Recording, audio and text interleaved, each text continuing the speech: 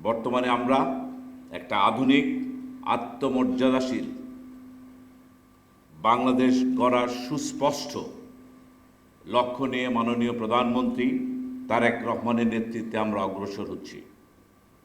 এই লক্ষ্য অর্জনে জাতীয় নিরাপত্তা, সুশাসন এবং কার্যকরী প্রশাসক সমন্বয় খুবই গুরুত্বপূর্ণ। আপনারা ইতিমধ্যেই মাননীয় প্রধানমন্ত্রীর দিক নির্দেশনামূলক বক্তব্য শুনেছেন।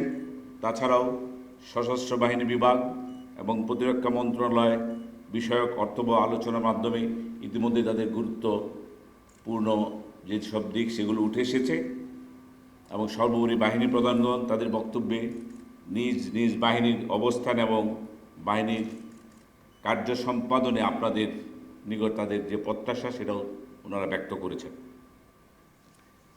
আমি আমার বক্তব্যে একটি জিনিসকে প্রাধান্য দিতে চাই, সেটা হলো আমাদের সিভিল মিলিটারি রিলেশন। কেননা আমাদের পারস্পরিক শ্রদ্ধা এবং বোঝাপড়ার মধ্য দিয়েই গড়ে উঠতে পারে সত্যিকারের একটি গণতান্ত্রিক শক্তিশালী রাষ্ট্র ব্যবস্থা। যে রাষ্ট্রের মধ্যে সিভিল মিলিটারি রিলেশনের মধ্যে কোনো ধরনের ফাঁক ফোকর কিংবা কোনো ছিট থাকে, সেই রাষ্ট্র ব্যবস্থা কখনো স্থায়ী হয় না। ইতিপূর্বে আপনারা দেখেছেন এবং আমরা যে ম্যান্ডেট নিয়ে 2/3 মেজরিটি নিয়ে বাংলাদেশ জাতীয়তাবাদী দল যে সরকার গঠন করেছে, সেখানে এই দিকটি আরও অত্যন্ত গুরুত্বপূর্ণ। আমাদের এই সিভিল মিলিটারি রিলেশনের যদি আমরা শেকড় খুঁজতে যাই, সেটা আমাদের অস্তিত্বের সাথে সম্পর্কিত। সেটা হল 1971 সাল। শহীদ রাষ্ট্রপতি জিয়াউর রহমান, যিনি একজন সামরিক অফিসার ছিলেন, তার ঘোষণাতেই সেদিন স্বাধীন বাংলাদেশের যাত্রা শুরু হয়েছিল।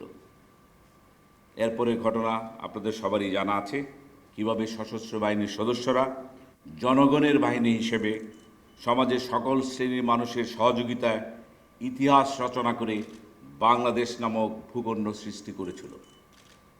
আমাদের সশস্ত্র বাহিনী মনে প্রাণে জনগণের এই বাহিনী, কারণ এর প্রতিটি সদস্য এদেশেরই সন্তান এবং তারা বারবার প্রমাণ করেছে জাতির ক্লান্তি লগ্নে তারা জনগণের পাশেই দাঁড়িয়েছে।